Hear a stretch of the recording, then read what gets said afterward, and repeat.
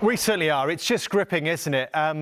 Not that the Opta mathematicians necessarily agree with Pep Guardiola's verdict that 3 teams are still in it. They give Liverpool a 1% chance based on the points they have and the fixtures they have still to go. Manchester City, a 71% chance. It sounds like, though, Gael, a lot rides on this from what he's saying there about the preparation, the quick turnaround. They're going to get back late tonight. Then they get a flight to Nottingham to prepare for this game. And he's already talking about the pace in their side, the patterns of play. Yes, that's the most important point at this stage of the competition.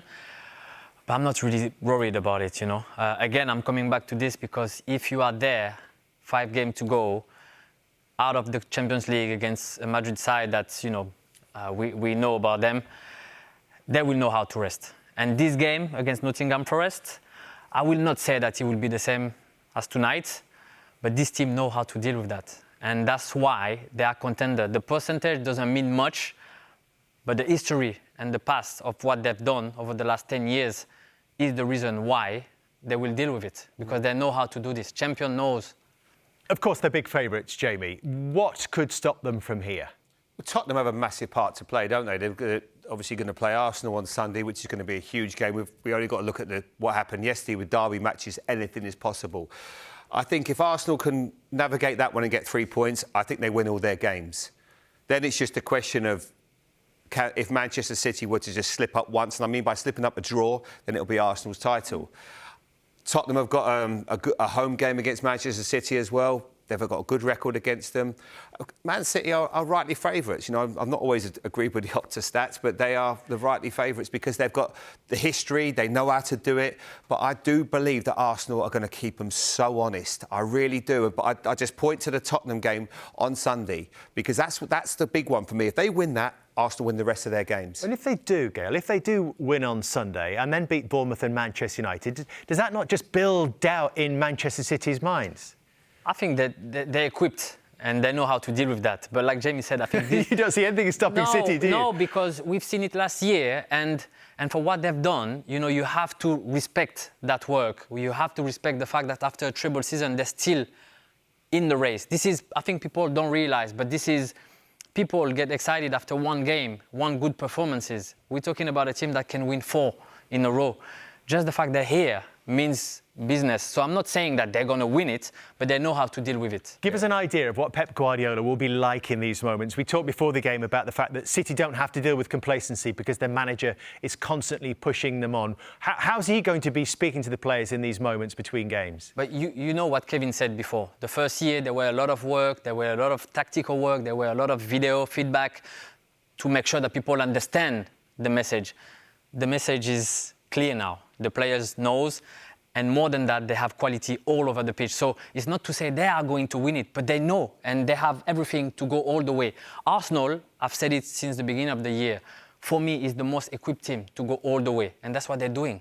They're ruthless, they're scoring goals, they don't concede. But still in Man City's hands because they have a game in hands. We cannot argue against that. You know, City are the favourite. Yeah. Arsenal are doing extremely well. And I hope they can, you know, put pressure against, you know, during that game against Tottenham.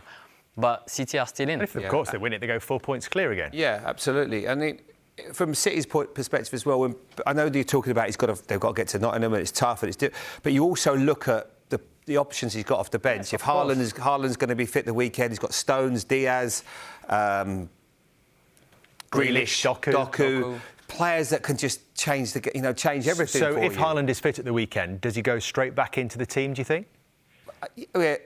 Yeah, I guess. Yeah, I think he does. But it's, you know, even if he says, OK, you're going to come off the bench, it's not the end of the world. No one has a divine right to play. You know, but this Haaland debate is going to rage, but because of what's happened today. But Haaland won the treble last year. Let's not disrespect what a guy has done there. You know, there's a lot of chat about what he can't do, but what he can do is be one of the best goal scorers. And if they get a big moment in the game when it's really tight against West Ham, who do they want to get in front of goal to finish it? It will be Haaland. So It's, you know, yes, if he's fit, I'm sure he might play because he's going to keep rotating, keep everyone involved in this title race is what he's always done.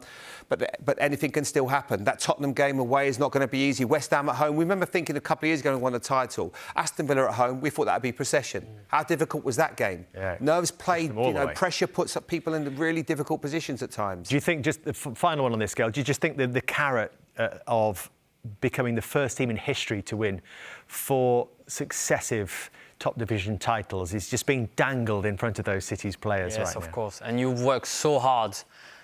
They've achieved and they've made history already last year. But if they can get that 4th trophy in a row, this will just bring them somewhere else.